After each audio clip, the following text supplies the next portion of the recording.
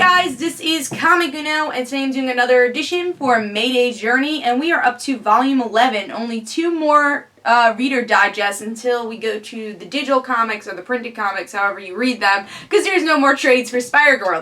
They really need to finish these trades, and you guys on Twitter or Tumblr should spread the word to try to get more trades, especially since the character is getting a bit more popular because of her appearance in the Spider-Verse. But let's talk about issue 60 of Spider-Girl.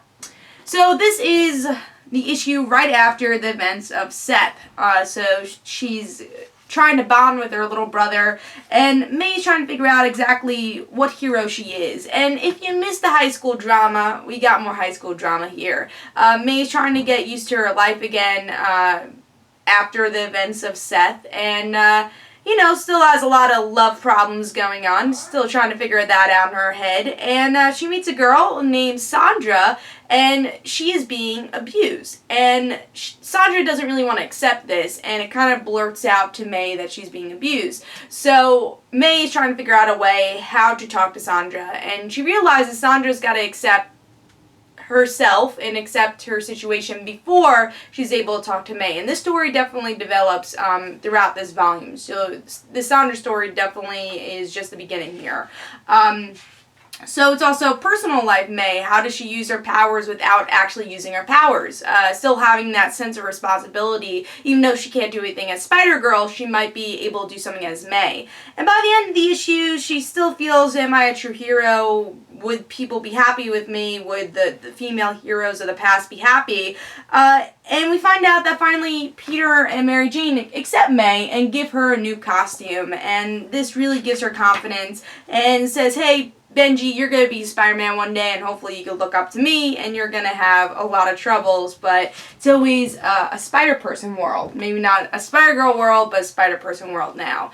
So what do I think about this issue? I love this issue. I think, well, first thing I want to say, I'm glad that they kept the costume destroyed. A lot of times in these comics, you'll usually have, oh, it was destroyed last issue, but magically it's a new costume. Maybe they have two. Who knows? Now, May, she's only has one costume. So that one's totally destroyed, and it's still destroyed in this issue. So she's fighting the Lady Hawks and sparring with them, and it's still fully destroyed. And what I love is that Peter and MJ were the person to give that costume back, because you know, they try to accept that she's Spider-Girl, but always worries, and especially in the beginning, Peter was very, very reluctant to make May continue being Spider-Girl.